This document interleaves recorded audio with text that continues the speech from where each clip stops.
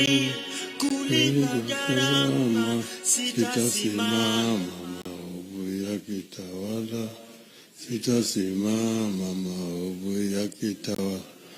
Hello, asanteni sana. You may be seated. Honorable,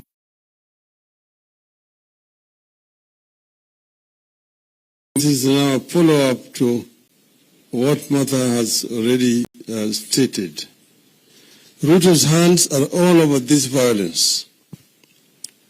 When Azimio La Umoja called for protests in line with Article 37 of our Constitution, we never envisaged that in desperation, the state will respond by hiring goons and mercenaries to rain terror on peaceful and innocent Kenyans. We know no law that allows Mr. William Ruto and Mr. Riggy Gachagua to order Kenyans to invade other people's lands and businesses in the name of quelling legitimate, peaceful, and constitutional protests. Despite Azimio supporters bending over to ensure that the protests are conducted strictly within the law, the state, under the direction of Ruto and Gachagua, did everything to ensure the protests degenerate into chaos and lead to death.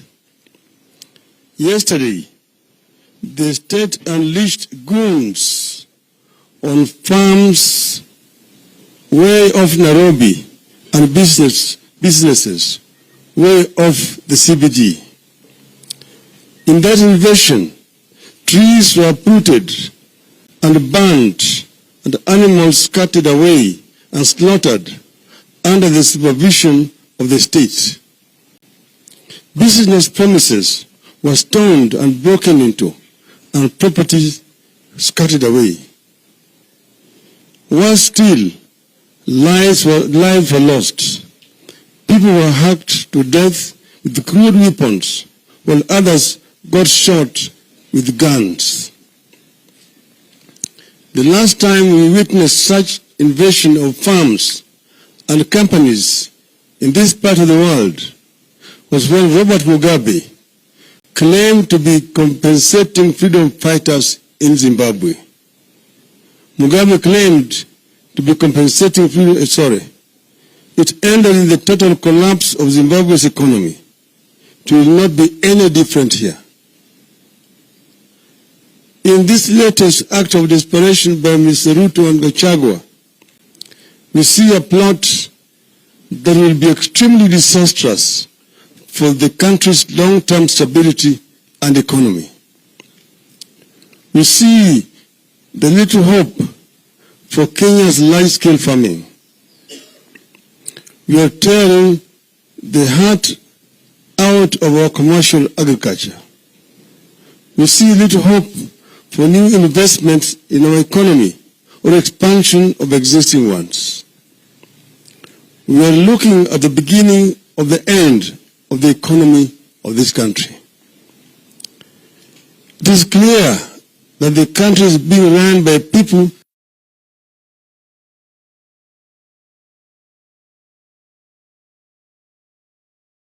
the hands of men who are goons at heart, who are pretending to be leaders and statesmen. How does Ruto go to Germany and talk about attracting German foreign investment to Kenya, knowing very well that back at home, he has put in place a machinery for vicious attack on local investments? In the age of climate change, how does Ruto sanction the setting of trees on fire and still hope to convince us that he is committed to mitigating climate change and ensuring green growth? Why would foreign leaders and businesses entertain such a conflicted personality? Let there be no confusion here. Violence has been Ruto's talk in trade against Kenyans whenever Kenyans have sought to change their lot, and what happened yesterday is not any different. The invasion of land, slaughter and scattering away of animals, attack on business premises, the burning of homes and touching places of worship has been at the heart of Ruto regarding operations against progressive dating back to the days of the clamor for multipartyism to date. You find this kind of operation in Raila, Thessalia, and Uhuru'S farms as we approach the 1992 elections, with Ruto at the helm of the YK92 and Riggy a brute and crude administrator. You find it in the Onosopokia and Olungurene in that same period. You find it in the Likoni at the coast in the run-up to 1997 elections. You find it in the Kiambaa, in the Rift Valley, in the 2007-2008 violence. You find it in the Adam Muteshi's land, in the North Rift, in the same period. Violence, mayhem, invasion of farms, touching of homes, and burning of houses of worship are synonymous with Mr. Ruto. Yesterday, this Ruto-regarded operation resurfaced in Northlands, in Kisumu, Kibra, Mathare, and industrial area, among other places. This attack of journalists, local and foreign, has been a signature Ruto of operation all his entire life in politics.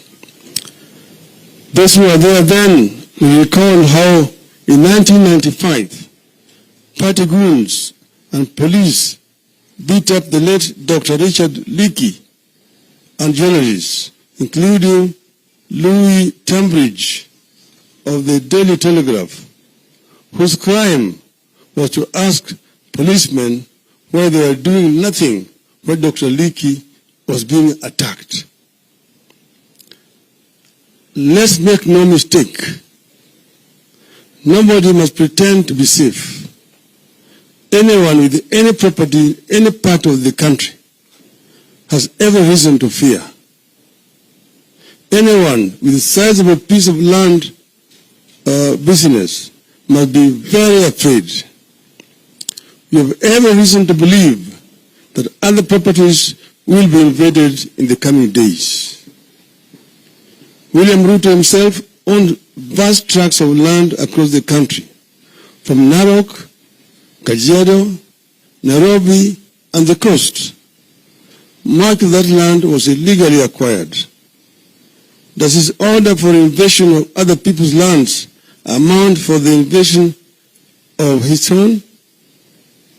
Time will tell. As we warned during the campaigns, Ruto has brought the class war here. He's keen to have a religious war here. This is how it starts. Once it starts, there is no end until citizens turn on one another. All along, we saw it coming. When we launched Azimio la Umoja in the city of Nakuru in August of 2021, we warned against pitting people against each other. We warned against the seeds of a class war that were being planted, pitting the poor against the rich, the young against the old, one faith against the other, tribe against tribe. We warned that the country needed to embrace a tradition of making compromises for the sake of the nation. We warned that leaders need to unclench their fists and shaking hands for the sake of the nation, and we call for the cleansing of the land of the spirit of anger and bitterness, the spirit of revenge, and the entitlement, and to continue on a path that reconciles, unites, calms, and stabilizes the nation. Above all, we warn that mere words and catchy slogans alone would not work. We told our people to study history and see where it had led those countries that fell victims to the sweet tongues of politicians who were selling snake oil to desperate populations. We also warned them of the theory of Mr. Goebbels during Adolf Hitler's period. An angry and bitter duo of Ruto and Gachagua, usurped the will of the people, have now taken the low road and are summoning the worst demons to drive our nation into a ditch. It is clear the class war that Ruto promised during the campaigns is being actualized. This is how collapse begins. It is unfortunate that Ruto is so scared of losing legitimate power that he will damage the environment and the economy just to stay in office. But Ruto must make no mistake. I repeat, Ruto must make no mistake. This struggle will march on, stronger and mightier, with his every vile response until our demands are met. 1, the cost of goods must come down. 2, servers must be opened. 3, the reconstitution of IBC must be above board and consultative and bipartisan. And that reconstitution must also mean restructuring of the IBC. We have won against Ruto and his violence before. We shall win against Ruto and his violence again. End of statement.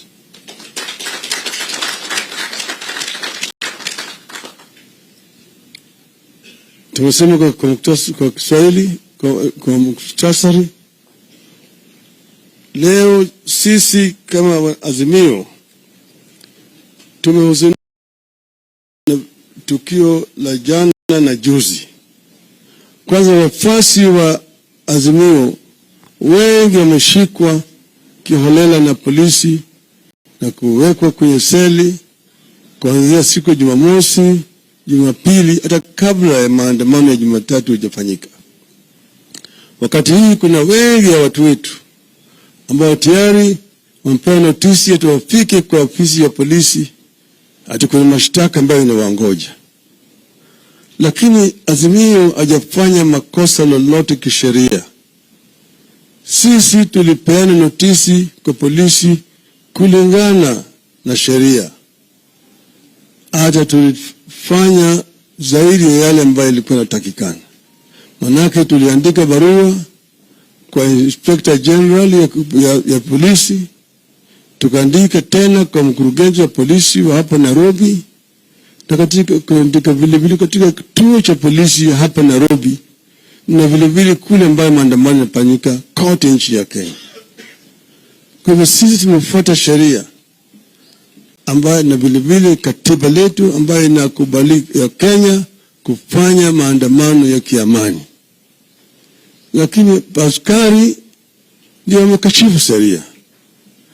Bwana Komi siku ya Jumapili ametangaza hadharani kiholela ati maandamano ya siku ya Jumatatu ni marufuku. Hatukujua yeye anatumia sheria gani. Kama mtumishi wa serikali ana uwezo ya kutangaza kiholela ati yeye amepiga marufuku. Ati hiyo uwezo alipata wapi?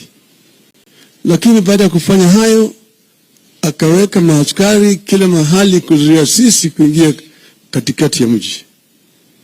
Na sisi tulisema tunataka kufanya maandamano katikati ya mji. Na tukasema tutatoka wapi mpaka wapi. kulingana na mujibu wa kisheria. Wakaziri jana sisi hatukukuja hata katikati ya mji. Tulienda Kawangware, na nataka kushukuru sana wakaji wa Kawangware kwa kutukaribisha. Vile walitukaribisha, walionyesha ulimwengu mzima ya kwamba Azimio ina wafuasi katika taifa letu kila mahali. Walitusindikiza. Askari wakaanza kupiga sisi, wakaanza kurusha ile vifaa vya gesi ya machozi. Baadaye ile gari yao ikaanza kurushia sisi maji ambayo ni maji chafu. Ati sisi tutatoka, ala tutakimbia. Lakini wakaji wa Kawangware wakawa mashujaa, na wakabaki na sisi, wakatusindikiza mpaka tukapita. Tunaelekea Kibra, tukazuiliwa upande hii ya Ngong Road, tukaingia huko nyuma. Walikuwa wakuja kule, lakini waliogopa umati Kibra. Natoa shukrani tena sana sana kwa wakaji wetu wa Kibra kwa ujasiri walionyesha na ukarimu kutukaribisha kule kwa shangwe na vigelegele. Tulionyesha kwamba sisi ni watu wa amani.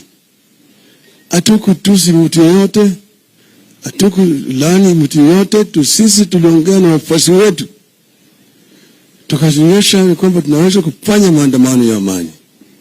Tulikuwa tunataka kuja Nairobi West, kisha tuvuke tuende pande ile Mkuru kwa Njenga, tuingie pande ile ya Embakasi na kadhalika, lakini tulizuiliwa. Lakini mambo bado bado tutaendelea. Kitu kingine ambayo ilifanyika ni majambazi kutolewa, wengine Kayole, wengine Nyeri, na kuletwa kuvamia shamba la Rais mstaafu Bwana Uhuru Kenyatta. Jamii ya Kenyatta wanakuja wanadai ati hiyo shamba ni yao. Walikuwa wanasindikizwa na askari. Wanaweka askari wenyewe walikuwa wamejitoka, wamekwenda wajivisha nguo za kiraia. Wanasindikiza wale majangili wakivamia shamba ya Bwana Kenyatta. Wakaanza kukatakata miti. Kisha baadaye wakateketea moto katika hiyo shamba. Uharibifu mkubwa ulikafanyika hapo. Na Bwana Gachagua na Bwana Kimani Ichung'wah na Bwana Ndindi Nyoro tayari walikuwa wametangaza mapema na watafanya hivyo. Ati wao ni watoto wa Mau. Watoto wa Mau watakwenda kunyakua mashamba.